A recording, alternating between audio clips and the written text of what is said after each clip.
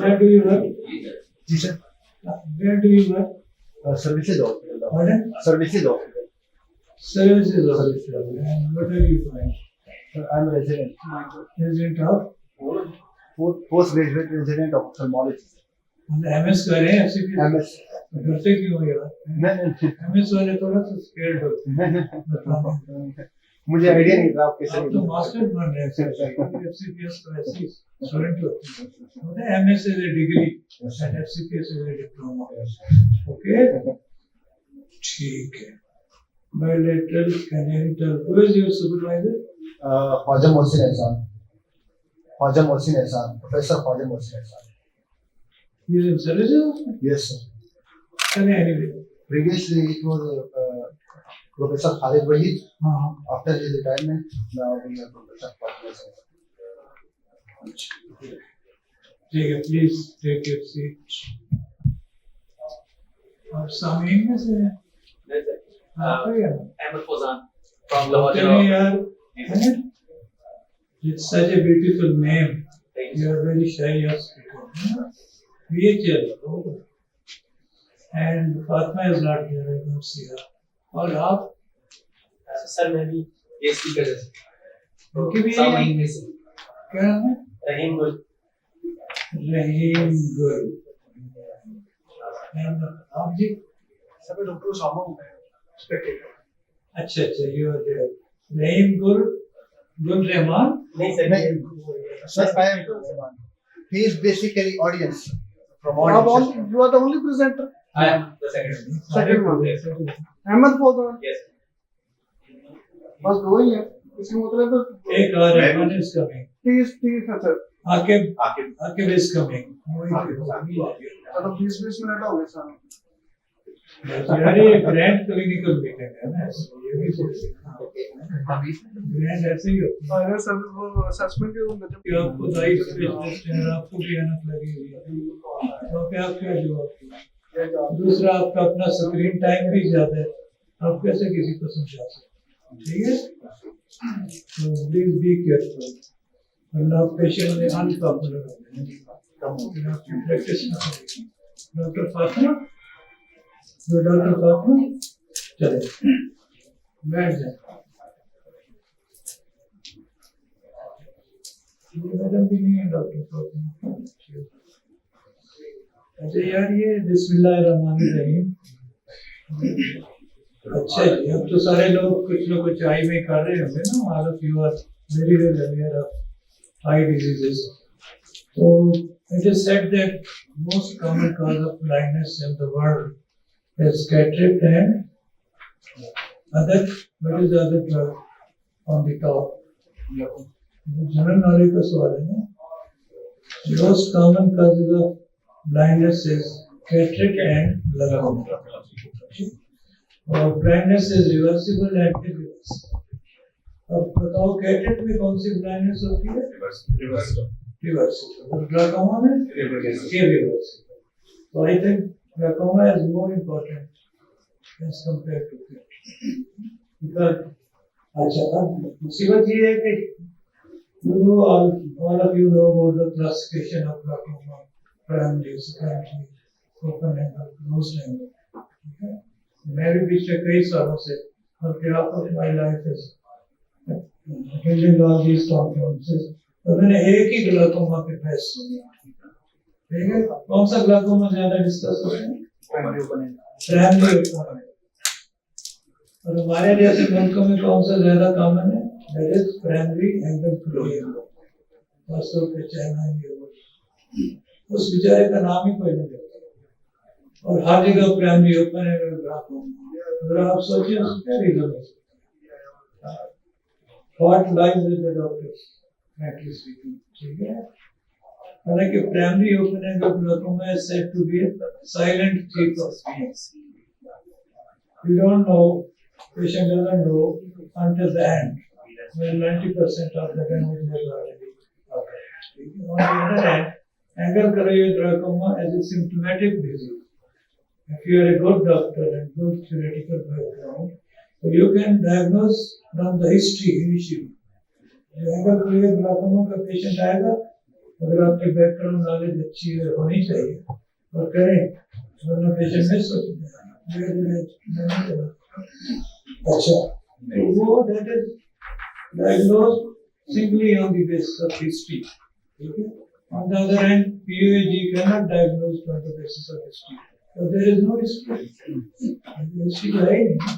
कौन पेशेंट आपको आकर बताएगा मुझे इधर से भी नजर नहीं आता, इधर से भी नजर नहीं आता, ठीक है? Until that time, तो मेरे पास एक प्रोफेसर साहब आए, he was not a ophthalmologist, किसी और चीज के प्रोफेसर थे। कहते हैं जी मेरा ड्राइवर जो है ना, वो कई दिनों से गड़बड़ कर रहा है, वो ड्राइवर गाड़ी को मार देता है, उसको पता ही नहीं चलता। मैं क्यों फिर मैडम कहते 5-6 महीने से तो मैंने इग्नोर किया, एक बड़ा एक्सीडेंट वाले से बचा, किसी ने कहा जैसा द वर्ड्स ऑफ प्रोफेसर किसी आंख में ये हाल है, ठीक है? और उसकी बिल्कुल टनल विजन हो चुकी है, यहाँ क्या ना what is tunnel vision, and I told her के और मेहरबानी करके जैसे ड्राइविंग ना करो, मेरे साथ आप भी बैठे, ठीक है? तो ये है open angle primary glaucoma. On the other hand जो एंडोक्रोनियल ग्लाइकोमा है, ठीक है, तो उसके क्या एनीवे जो प्राइमरी ओपन एंगल ग्लाइकोमा है उसके भी कुछ सिम्टम्स होते हैं, लेकिन वो जाकर पढ़ते हैं पढ़ाते हैं। क्या सिम्टम हो सकते हैं सोचते बताओ सर? हेडेक सबसे पहले, हेडेक और हेडेक बहुत कॉमन है सिम्टम है। सर पेरिऑर्बिटल पेन, जी periorbital pain, these are not specific, periorbit का ग्लाइकोमा से अराउंड द सर वो smoke feeling in the room in dim light, नहीं बन सकता। इसलिए मैं मेरे हाथों से लोगों से नहीं बताऊं कि उन्होंने या तो किताबें नहीं पढ़ी या एक रेफरेंस की पढ़ी है, तो ये आप देखते हैं। सबसे इम्पोर्टेंट सिम्टम जो है ना, rapid change in prescriptive glasses. Patient कहते हैं 6 महीने पहले तो मेरा 1.5 नंबर था, ढाई हो गया। हालांकि टीचिंग इज कि number is change after every 6 months or 1 year, and that is also half the you start from plus and go to 40, so maybe after 1 year, even 5 years, a normal person will become plus 1.5.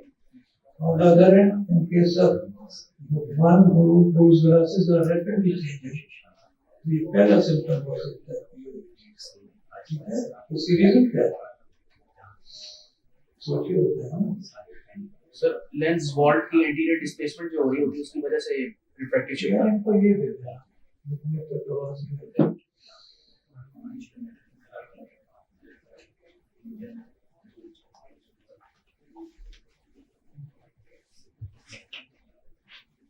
Chair आप भी ये बातें सुन ले, आप ये काम आ सकती है, ठीक है? हाँ जी, क्या रीजन है सर? एंटीरियर डिस्प्लेसमेंट हो रही होती है लेंस वॉल्ट की, लेंस वॉल्ट सर जो कर्वेचर ऑफ द लेंस है वो anterior there is nothing wrong with the lens.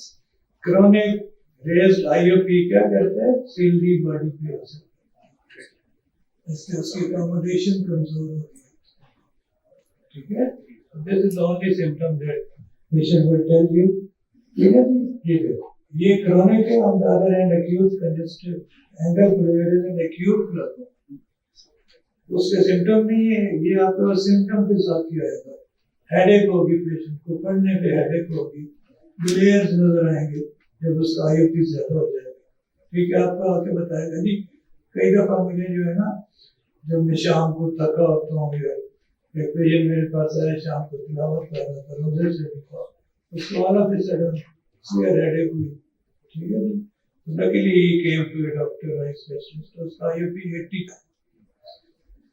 So this is the presentation of primary angle.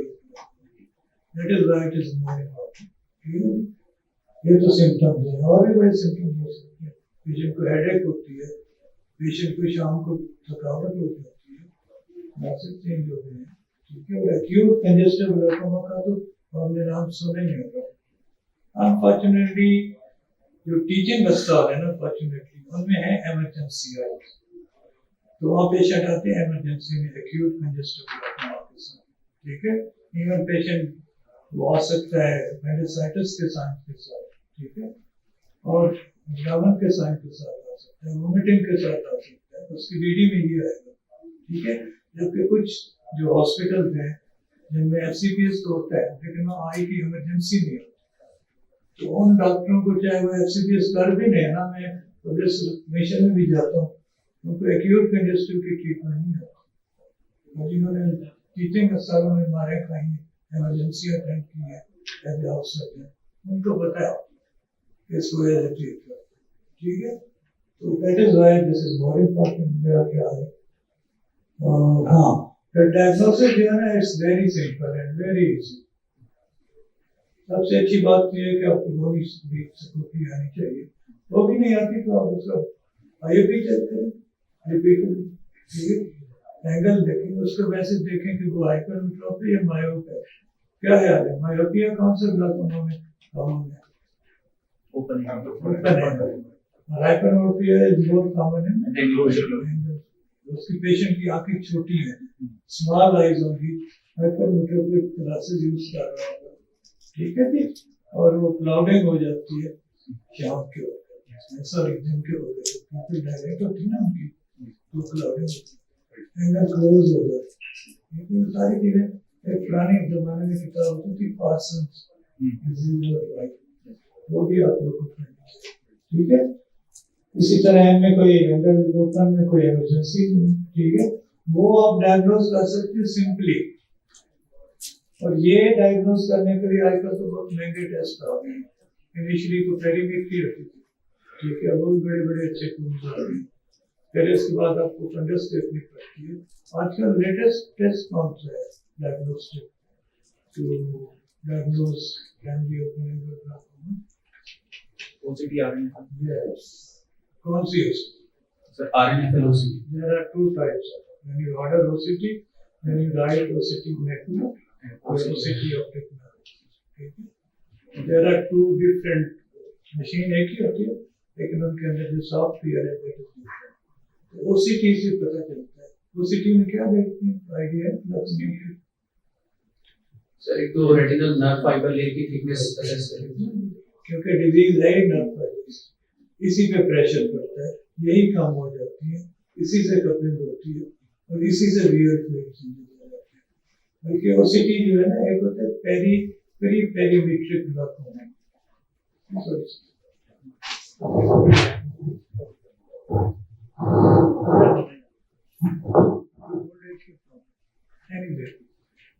तो वो जनाब प्री पेरीमेट्रिक में इवन आप 8-10 साल पहले भी कर सकते हैं डायग्नोस, अगर फैमिली हिस्ट्री है ग्लाकोमा की। अच्छा जी, और ड्रग्स कौन सी यूज होती हैं? AGDs क्या होती है? Anti glaucoma drugs. Anti glaucoma drug common है। और ओपन एंगल में there are so many AGDs available, ठीक है ना। सस्ती होती है महंगी होती है? बहुत महंगी। तो दिन ब दिन नई दवाइयाँ आ रही हैं और हमारे बड़े बड़े जो हैं वो इन्हीं को प्रमोट करते जा रहे हैं। इवन इस सेशन में, इस कॉन्फ्रेंस में there were multiple sessions on POAG and there was only a single session on FSPA, वो भी poorly attended था। समझ आए? क्योंकि आपको पता है क्या रीजन है AGDs को देखने में, पता ही होगा आपको, ठीक है जी। और वो उसकी ट्रीटमेंट जो है ना, एक तो बहुत फ्यू ड्रग्स हैं, दूसरा वो सर्जिकल ग्लाकोमा है, उसकी ट्रीटमेंट सर्जरी है और इसकी ट्रीटमेंट इनिशियली मेडिकल है, एंड में जाके सर्जरी की जा सकती है। और ये भी आप लोगों को एक सवाल पूछा जा सकता है कि ओपन एंगल ग्लाकोमा में सर्जरी कब करते हैं? इसी सवाल पे लोग FCPS में फेल हुए कि सर्जरी कब करते हैं, ठीक है। कोई कहता है 6 महीने बाद, साल बाद, ये इंडिकेशन। और वो जो AGDs हैं वो महंगी भी है, उनकी अवेलेबिलिटी भी कम है, गरीब आदमी खरीद भी नहीं सकता, और उनकी कंप्लायंस भी, क्योंकि इसमें कंप्लायंस बहुत जरूरी है। मरीज दवाई डाल लेते हैं, पेशेंट्स आर यूजुअली ओल्ड हैं, ऊपर दवाई डाल नहीं सकते, भूल जाते, अटेंडेंस होते नहीं। इसलिए तो अल्लाह से दुआ मांगनी चाहिए कि बुढ़ापे में और तुमकी मर्जी हो, वीएन ठीक है। Because if your VN is poor, so you are totally dependent on others. But if your VN is good, तो काफी सारी प्रॉब्लम जो है वो नहीं है। ठीक हो गया?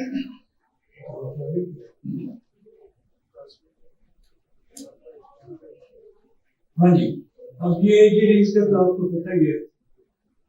आजकल नहीं, पहले सिंपल बीटा ब्लॉकर्स होती थी, अब वो प्रोस्टाग्लैंडिन एनालॉजी आ गए और भी बड़ी सारी चीजें आ गई हैं।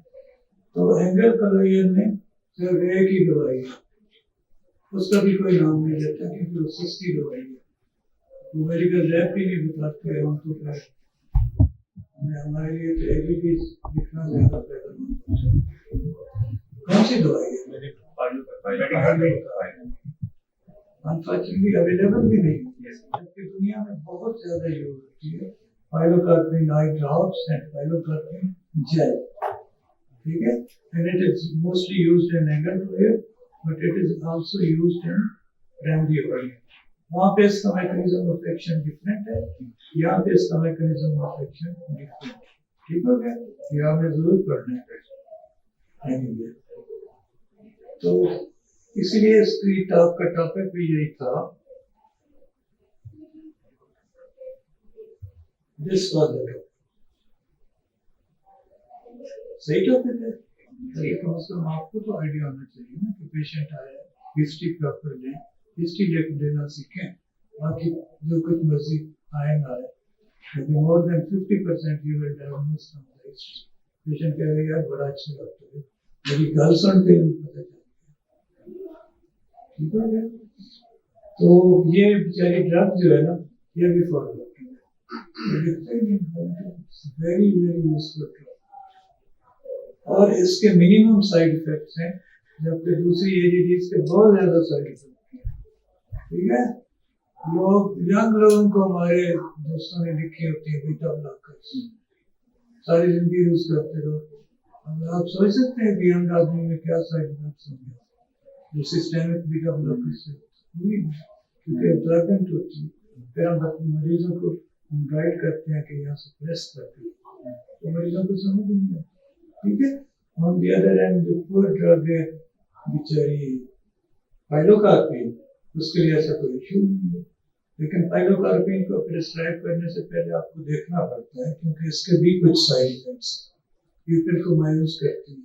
ओके, नाइट वेन को कम करती है, कैटरेक्ट कर सकती है, रेटिनल डिटैचमेंट भी हो सकती है। ये आप जरा पढ़ना कि इसमें आरडी की होती है। मायोपिया के मरीजों को मुझे अच्छी तरह याद है, इसी तरह के एक नॉन टीचिंग हॉस्पिटल में मायोपिया का पेशेंट गया, उसको -8 के ग्लासेस लगे हुए थे, उसने डॉक्टर ने उसको पाइलो दे दी। ठीक है, तो पाइलो डालने के अगले दिन बेचारे का बहुत बुरा हालतली it was Sunday next day, तो we rushed to us in Mayo hospital ऐसा हुआ था। तो मुझे समझ आ गई कि ये उसके साथ मसला हुआ है कि he was myopic and we put pilocarpine, और उसको ब्रो हेडेक हो गई, उसको ब्रो हेडेक बड़ी सी, और इसीलिए इसमें आरडी भी हो सकती है। ये चीजें हमें ज़हन में रखनी चाहिए। ठीक है, टेक होम ये मैसेज है, कीप इन माइंड। ठीक है, वो कहते हैं ना eyes not see what the mind doesn't know, अगर आपके माइंड में होगी 15-20 बीमारियां, तो इससे आप अंदाजा लगा लोगे और डायग्नोज करें प्रॉपर और मैनेज भी करें। ठीक है, इस वाले शॉर्ट इंट्रोडक्शन। अब आगे बुलाएंगे। Thank you, sir. Mohammed Bilal. Hello. Assalamu alaikum. Good morning, ladies and gentlemen. My name is Dr. Ahmed Fawzan. I am FCPS ophthalmology resident at Lahore General Hospital. And today the topic I am going to present is the surgical treatment of VHL retinal angiomatosis. This is a slide that you can see. I would just like to say that sometimes there is a situation where your life is going very smoothly and all of a sudden it takes a very dramatic turn. Most of the time, nobody is ready for such drastic changes in their life. So the case I'm going to present is based on this scenario. So she was a 25 years old female who was a resident of Afghanistan, and she was in general state of health when she suddenly noticed a few blurring of vision and flank pain. So she presented to us, and upon examination, her visual acuity in the right eye was PL. Rest of the anterior segment examination were normal, but on the posterior segment examination, you can see that there was a retinal hemangioma with tractional retinal detachment. So this was the B scan that was done, and it shows internal reflectivity. For her flank pain, her ultrasound was done, which showed bilateral needle cysts. Her MRI spine was found to be within normal limits. So diagnosis of von Hippel-Lindau syndrome was made, and the ocular findings, as I have told, that it was a retinal capillary hemangioma, and in systemic associations, it had CNS hemangioblastomas, renal cell carcinoma, pancreatic cyst, and pheochromocytoma. These are the textbook presentation. These were not found in our patient, but these are just for the sake of adding knowledge to this. So this disease is basically not confined just to the eye. It is a systemic time bomb that is ticking, and it can involve multiple systems simultaneously. These are the fundus images. Here you can see some feeder vessels and vitreous condensations. This is the tumor that you can see. The feeder vessels are going towards the tumor. This is the tumor. These are the feeder vessels. As you can see, very dilated and very bright. So basically, how we plan, we strategize by making a multidisciplinary approach where we are going to involve the neurology colleagues, our nephrology colleagues, ENT, and our genetic counseling guys as well. So for as for ophthalmological intervention was concerned, first of all, we planned for laser photocoagulation, which was attempted. But the tumor progression and tractional element was still there, for which we planned a pars plana vitrectomy and surgical XCM. So this is a video. I will just briefly show you. You can see the tumor and the feeding vessels along with the vitreous condensations are visible. Here you can see.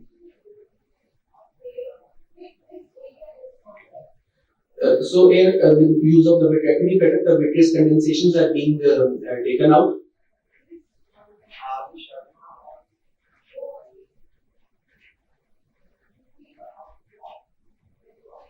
There you can see the vitreous condensations are being removed. This is all condensation of the vitreous.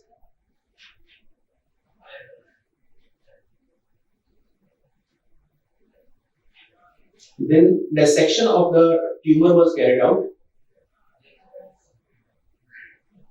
Here you can see the tumor is being freed up, and then it will be taken into the mid-vitreal cavity, and it will be taken up by the vitrectomy cutter. There.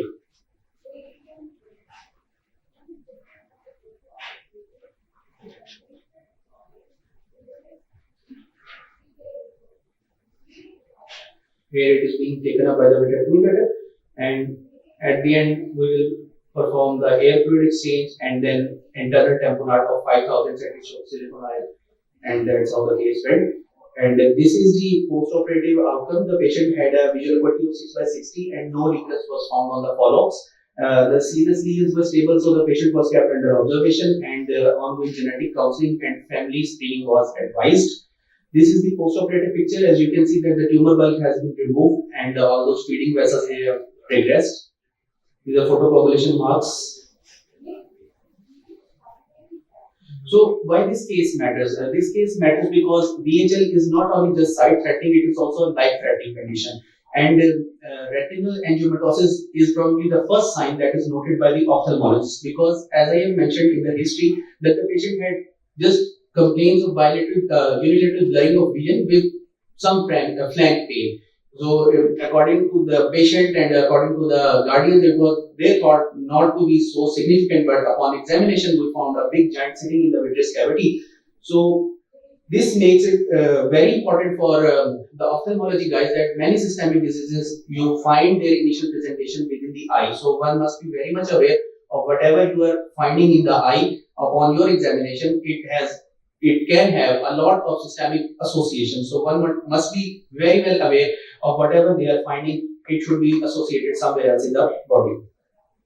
So eyes are the window, not just to the soul, but to the genes as well. This is the take-home message, and for all my colleagues sitting here, I would just emphasize that whenever you are observing, examining a patient, you must have a very clear knowledge that the disease that you can find can have a gross impact on the patient's life. So you must study well, you must learn it well, and so that you can diagnose it well, and it can make a huge impact and difference to the life of the patient.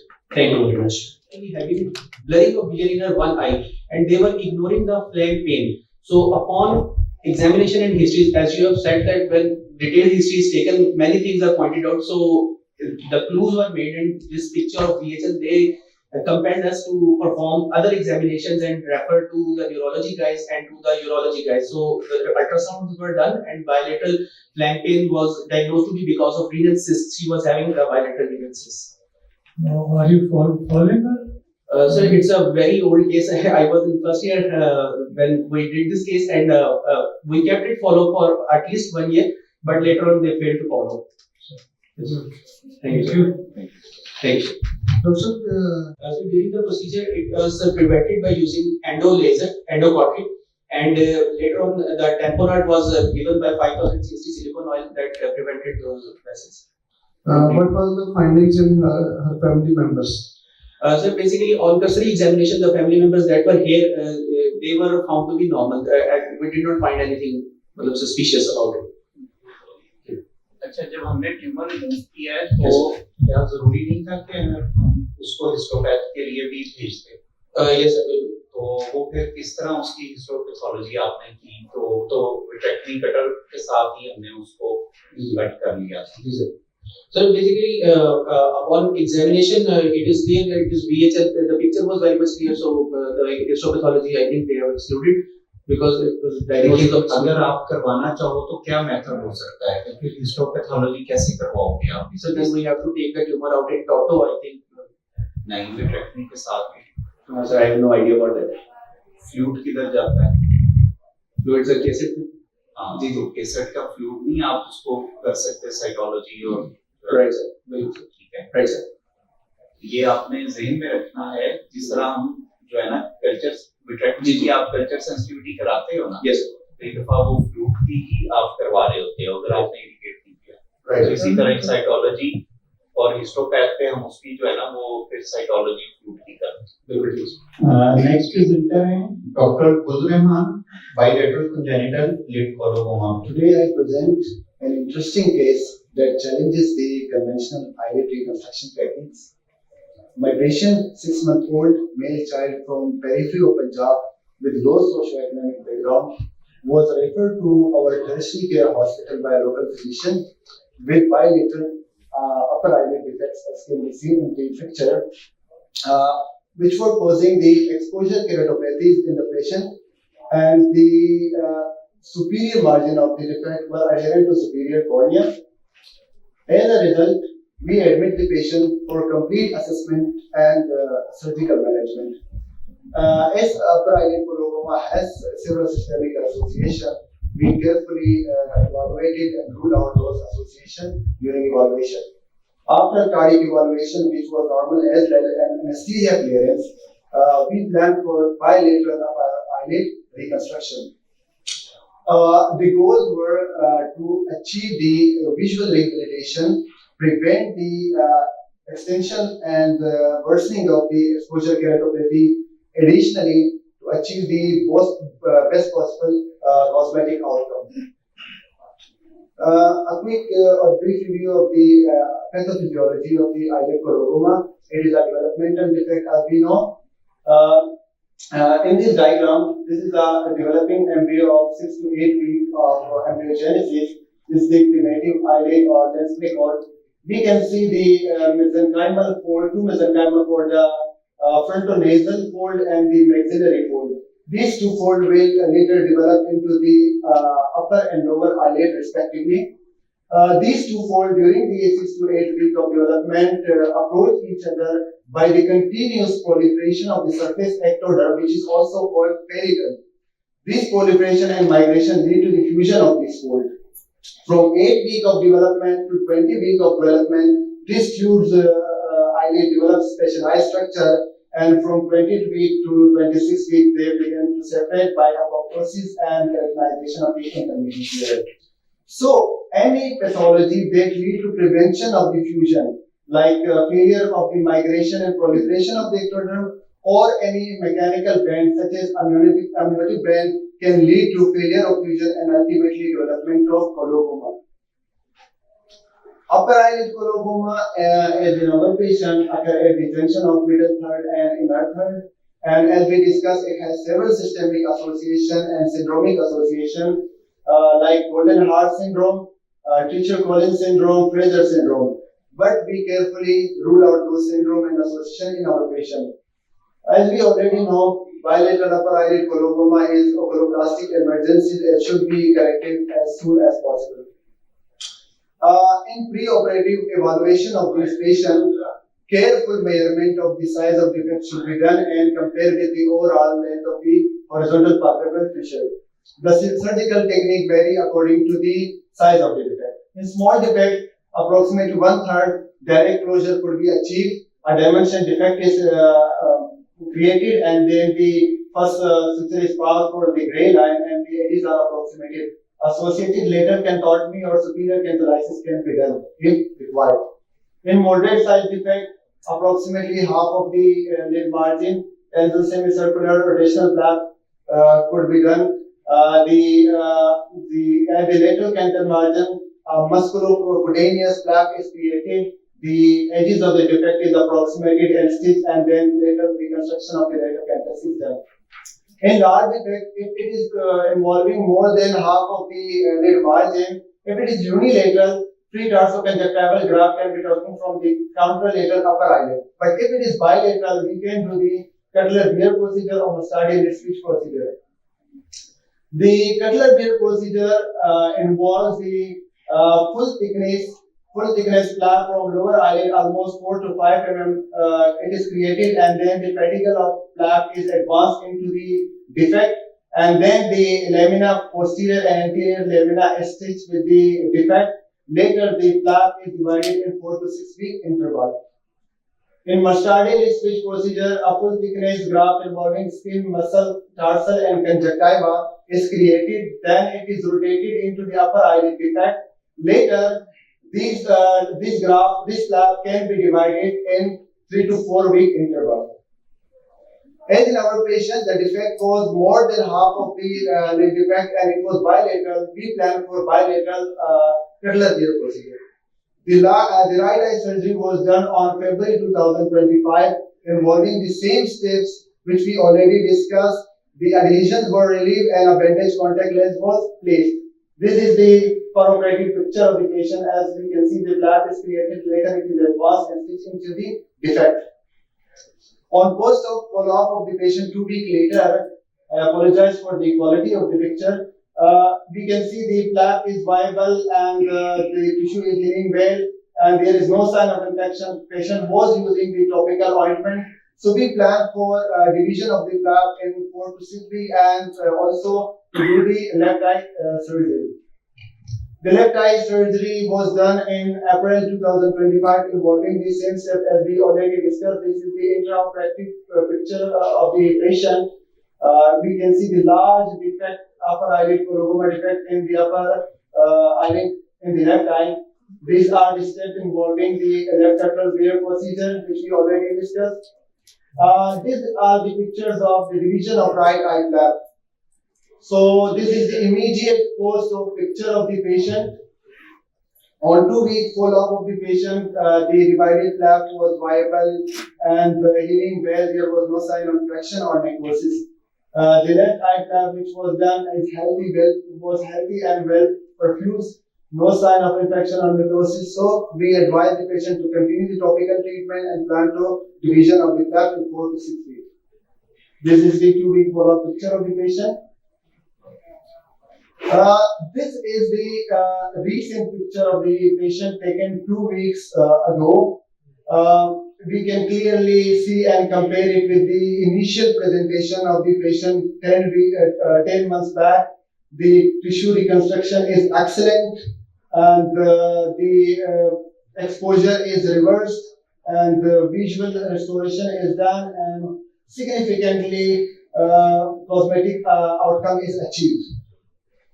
So the take-home message: such cases of upper eyelid coloboma should be managed as early as possible to achieve and restore the visual potential and to prevent the complication and to achieve a satisfactory cosmetic outcome. Careful evaluation of such patients should be done to rule out systemic association. Long-term follow-up of this patient is also essential for lab viability, lid position, and potential complications such as atropine. Family counseling is essential. If other siblings have similar conditions, should be brought to the hospital and surgically corrected as soon as possible. As these patients are at risk of amblyopia, should be monitored for amblyopia and managed accordingly. Any question? Presented Dr. Gul Rahman. Let me know, are you following this patient lightly? Yes, sir. Just 2 weeks back, I asked the patient to visit our hospital, but as they are living in the periphery and was not visible to visit the hospital, we are communicating with them regularly. Because this case looks very syndromic, so have you examined the family members, other family members? Yes, sir. Yes, sir. We did examine the family member on their second surgical visit, and they were normal, no significant finding was found.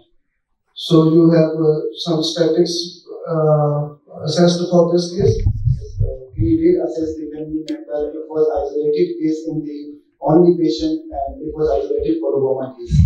Okay, thank you. Doctor Kashif आप कोई question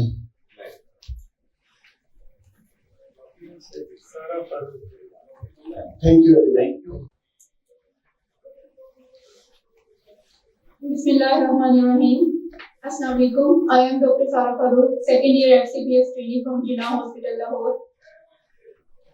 So I want to discuss about what are the reasons for strabismus correction.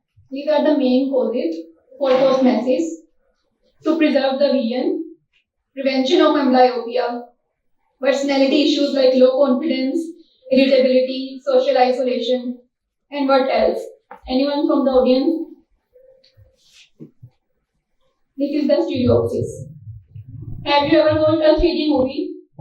कभी आपने देखा है कि 3D movie देखते हुए आप किस तरह से इसे एंजॉय करते हैं? इमेज का 3 डायमेंशनल एस्पेक्ट आप एंजॉय करते हैं. लेकिन what about those who have never seen the 3D view of the any image? So it is our responsibility to identify squint as early as possible and treat it. So today I am going to present a case of 20 years male, unmarried, resident of Bahawalpur. He presented to us on 26th of April 2024 with a presenting complaint of outward deviation of eyes since childhood. So outward deviation was left eye deviates more often than the right eye. So right one is the dominant. He used glasses for decreased vision, unable to clearly focus on one target object, and it was associated with training and headache, lack of confidence, social isolation. So on ocular history, he used glasses for correction of myopia. Rest of the ocular history was unremarkable. So he was a college student and he belonged to a middle class family. So this is the presenting complaint of the patient.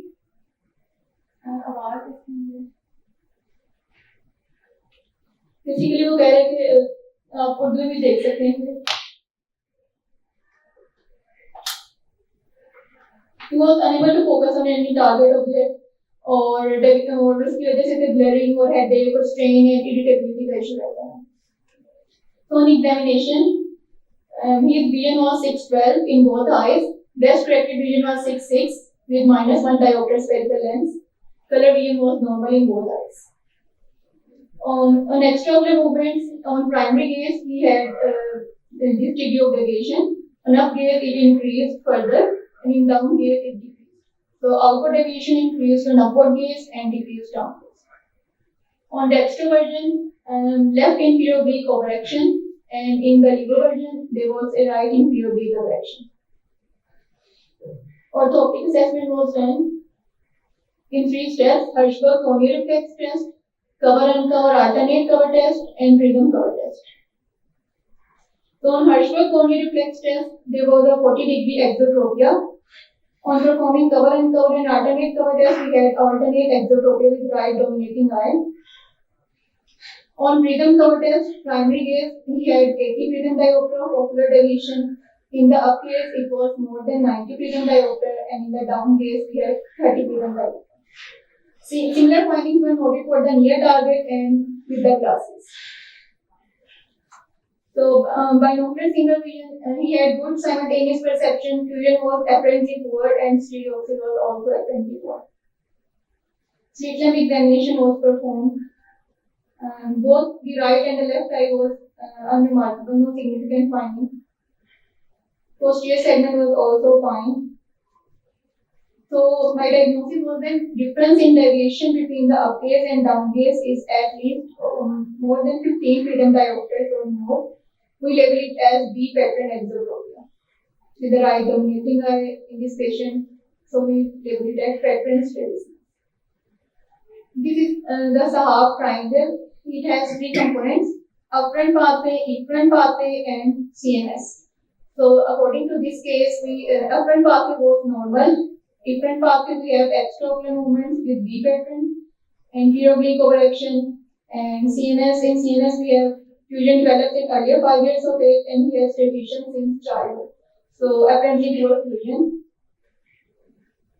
So our goals were to achieve postmesis, to bring two eyes focused at 1 meter. This is our target. And the second goal was to restore the binocularity by bringing two eyes into a fusion condition, so that fusion will develop.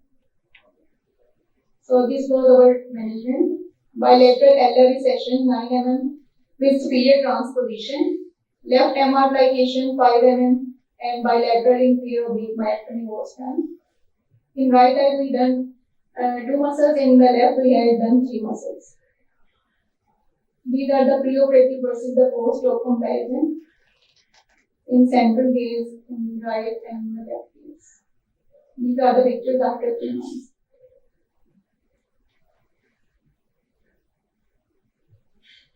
Here is a short video. Sir, तो मैंने operation के बारे में बताना था। तो मैंने 1 साल होने वाला है ऑपरेशन करवाया है आपको का। तो ऑपरेशन के बाद मुझे काफी ज्यादा फायदे हुए हैं, जैसा कि फोकस आंखों का अच्छा होने लगी है मेरा। तो ऑपरेशन के बाद जो है वो हाथ को देखता तो काफी महसूस होता है, क्योंकि पहले इस तरह देखा नहीं था। तो बड़ा ही अच्छा लगा और सुकून मिला और कॉन्फिडेंस बहाल हो गया। कॉन्फिडेंस के साथ बंदा कहीं जाता हुआ उनके पहले तो एक ऐप बना हुआ था। तो दूसरी बात ये कि और तकलीफ वगैरह होती थी, दिमाग एक्सेप्ट नहीं करता था। उसके बाद तो फिर गाना बहुत अच्छा लगा, बहुत कुछ इतना पता कि ये काम है कि किया है और बहुत ही ज्यादा अब आंखों से फायदा है, मजा आता है। तो आपने नोट किया कि कहते हैं मुझे देखने में मजा आता है, और वो कह रहा है कि अब मैं हाथ देखता हूँ तो मुझे लगता है काफी डिफरेंट फीलिंग आ रही है। सो उसे 3D व्यू उसने अचीव किया है after correction, after attaining the orthotropia. So his focus was improved, he achieved depth perception and his confidence developed. So these are some reference articles. Does successful surgical correction of childhood large angle exotropia in adults make any difference to binocularity and quality of life? So overall result was stereopsis and has related quality of life in adults with childhood large angle exotropia can be improved after successful surgical correction. Another reference article, factors affecting improvement of stereopsis following successful surgical correction of childhood strabismus in adults. So this is the main word. A post-operative correction of orthotropia was the only predictive factor for improvement of stereopsis in adults with childhood strabismus. Another one, a pursuit of stereopsis.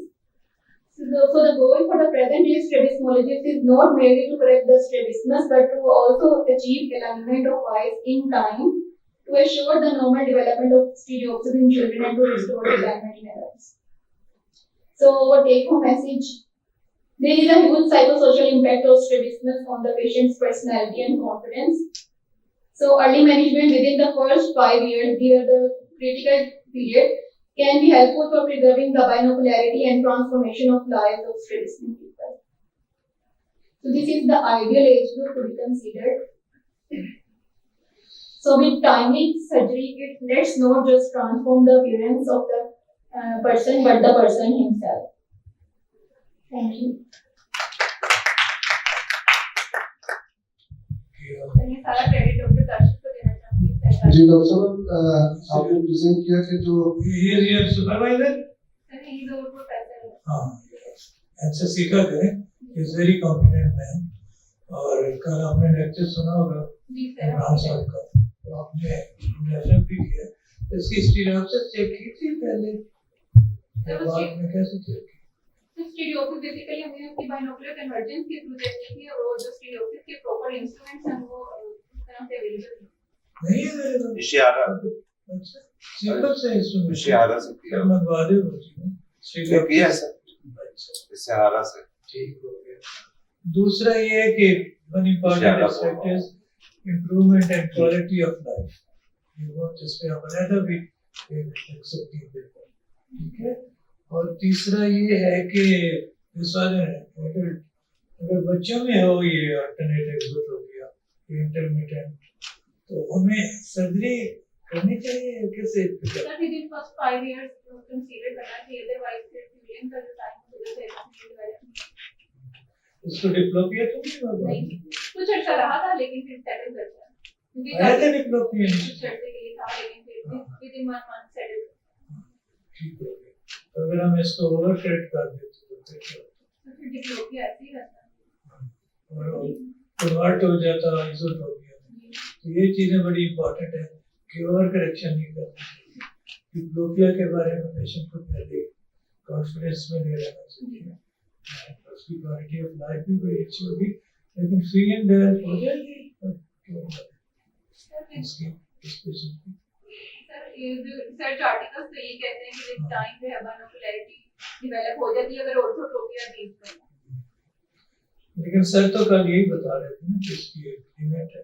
वैसे यही कहा जाता है कि within first 5 year आपका target होना चाहिए, लेकिन अगर वो एज गुजर गई है। सर इसमें एक चीज मैं ऐड करना चाहूंगा। कई दफा होता है कि हम जब स्टीरियोप्सिस जो है उसको जो कैटेगराइज कर रहे होते हैं, बहुत सारे जो पेशेंट्स होते हैं यार दे दो ना, उसमें अगर उनकी मुकम्मल स्टीरियोप्सिस जो है डेवलप पेशेंट 2-3 साल में जैसे नहीं भी अगर हुई होती, तो कुछ ना कुछ अगर स्टीरियोप्सिस का कंपोनेंट जो अगर होता है ना, तो वो बाद में आपको एवेलुएट आप कर सकते हैं। मेरी फाइंडिंग इसमें जो मैंने देखा है कि मतलब आपका जो बाइनोकुलरिटी जिसमें अगर आपको लगता है स्टीरियोप्सिस नहीं है और उसको आपने बाद में इसमें डिप्लोपिया होता है, तो मैं हमेशा कहता हूँ कि डिप्लोपिया के 2 आउटकम्स हैं।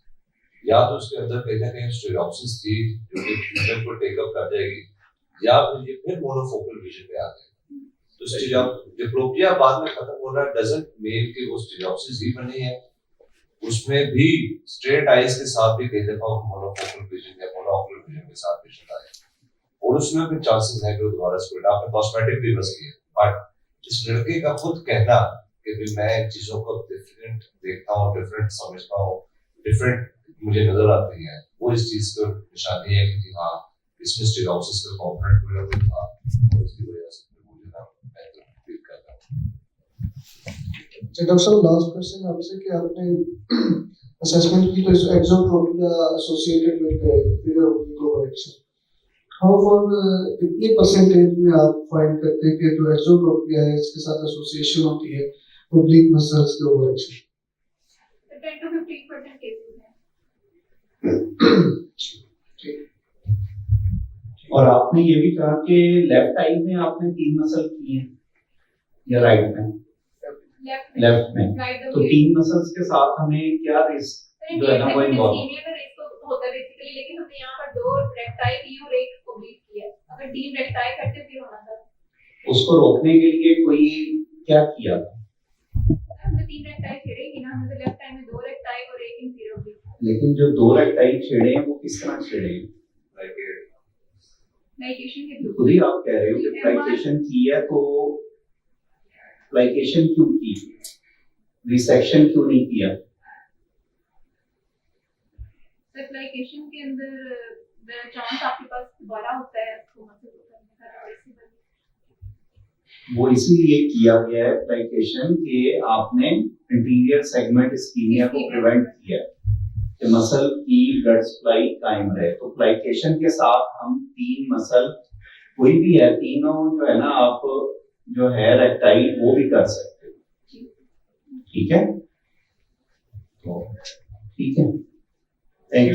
Very good.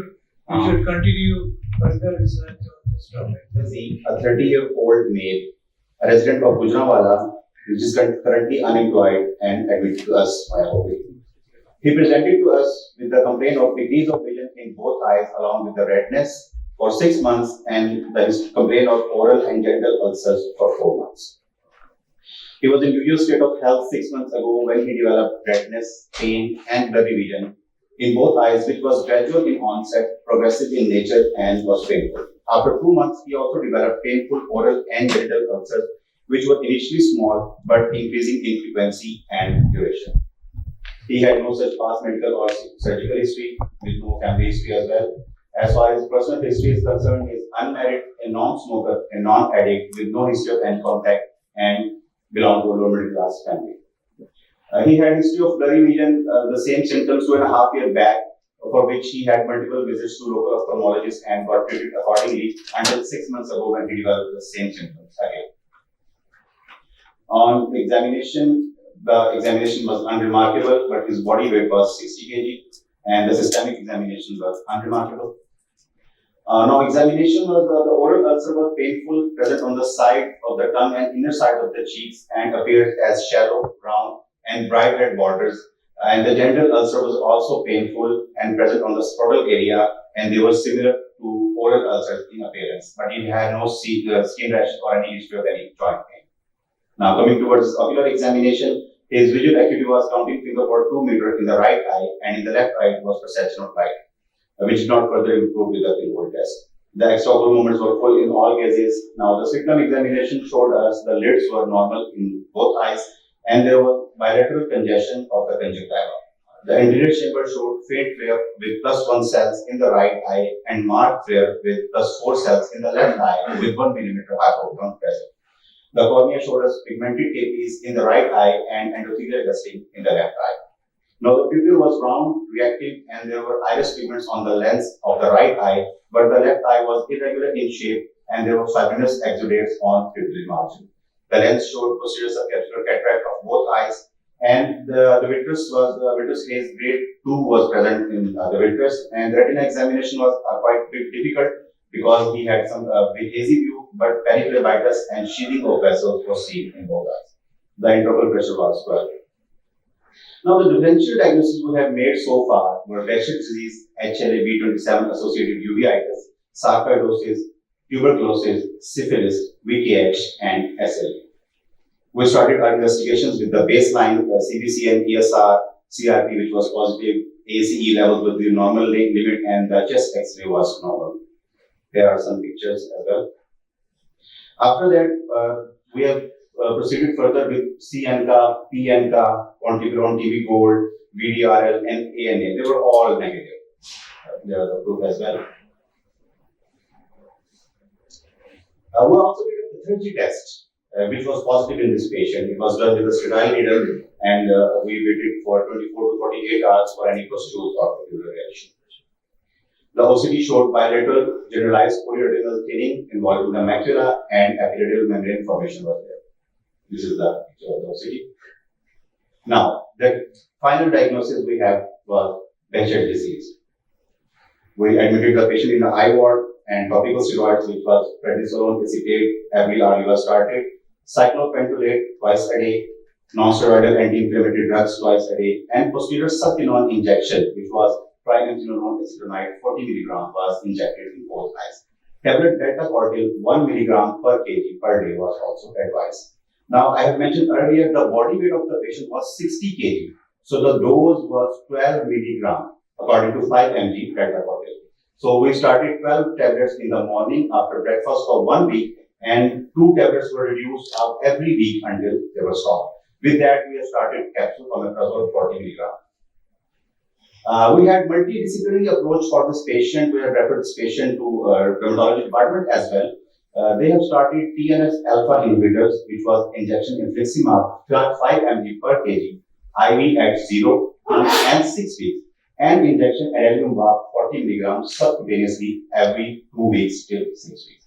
Then he had visit to rheumatology department and to us as well, but he showed no promising improvements. But after the 6 week, now this is a follow-up examination of the 6 week of the patient. Now the visual acuity is counting finger for 5 meters, and in the left eye it is counting finger for 3 meters.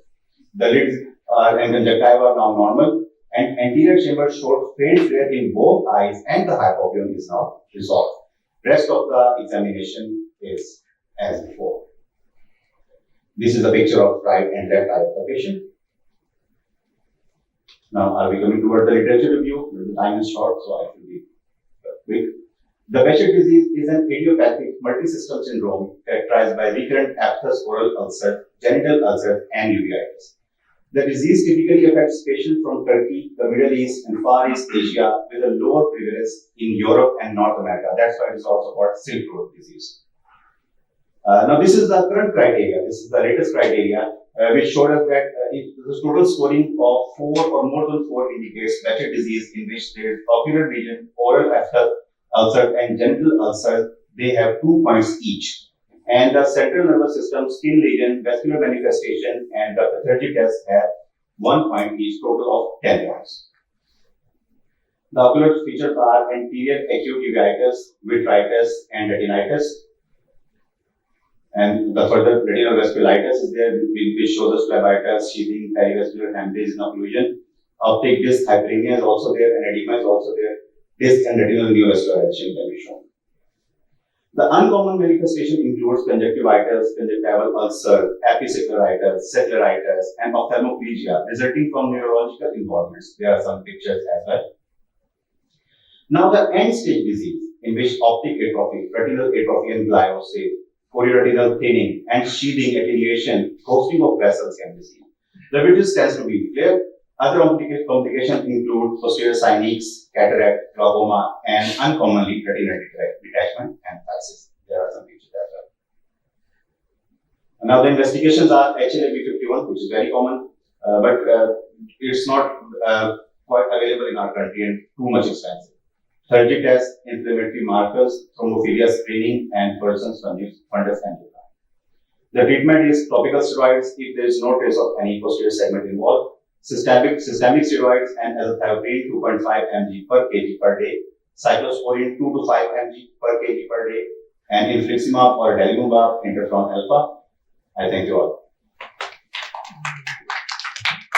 How do you make sure the availability of these medications, interferons and infliximab? The Department of Rheumatology in our hospital, they make sure actually it's not very, हम कह सकते हैं कि इतना ज़्यादा ये अभी develop नहीं है, लेकिन उन सब ने थोड़ी सी डोनेशंस इकट्ठी करके वहाँ पे पेशेंट बिल्कुल भी अफोर्डिंग नहीं था, तो प्रोफेसर साहब ने वहाँ के खुद डोनेशन सारी इकट्ठी करके और इसके लिए ये लगवाया, और जब ये लगवाने आया है, मैं खुद भी इससे पर्सनली कॉन्टेक्ट में था, जब ये उनके पास आया, हमारे पास भी आया, हमने भी इसकी सारी वो फाइंडिंग्स दोबारा देखी है और इसको मेक श्योर किया है, उनके जो हैं पीजीज उनसे भी हम उसमें थे कॉन्टेक्ट में, उन्होंने भी मेक श्योर किया, बल्कि मेडिसिन डिपार्टमेंट से भी हम डर्मा से भी साथ साथ थे, तो उन्होंने मेक श्योर किया कि ये आता है वहाँ पे और इसको डोज लगती रही है. What was the status of posterior segment for this patient? Sir posterior segment में सर वो शेडिंग ऑफ वेसल्स ही हमें पेरिफ्लेबिटिस की शो हुआ है, इससे ज्यादा इसमें इंप्रूवमेंट नहीं आई. Have a good view on the B scan. Sir B scan इस पेशेंट का हमने आई थिंक एडवाइस किया था, लेकिन वो हुआ नहीं है, क्योंकि जो उसमें हमारे जो वीआर के जो हैं हमारे प्रोफेसर, उन्होंने खुद ही देख के कहा था कि यही फाइंडिंग्स है, और बहुत हेजी भी था, लेकिन उन्होंने फिर भी यही बताया कि यही फाइंडिंग है.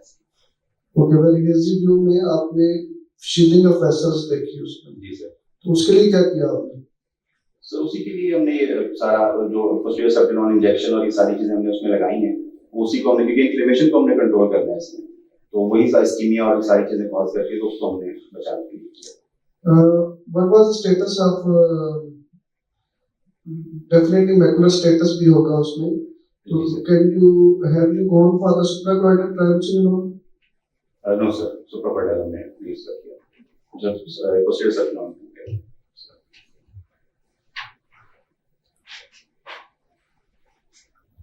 फर्दर प्लान क्या है इस पेशेंट की? कैटेट के लिए है कोई?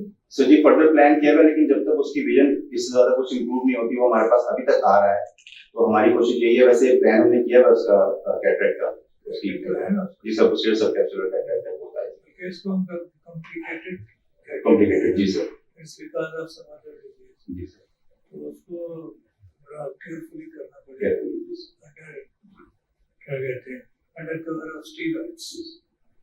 तो ये जो क्या नाम है डिजीज का? Basic disease. ये बेसिक के बारे में कोई सर तुर्किश डॉक्टर थे जिन्होंने ये sir he was Turkish doctor. जी सर। उनके नाम पे वहाँ पे बेजे बोलते हैं इसको, वैसे उनका नाम था तो उसके नाम से। Sir I'm not quite sure about it, but I will look into it. ठीक है। तो कहते हैं कस्बे कमाल को कैसी जहाँ शुरू उसके तो आपको सब कुछ anyway, it was a very good presentation. एक दफा और तालियां हमारे keep on searching and writing. इंशाल्लाह। यही तो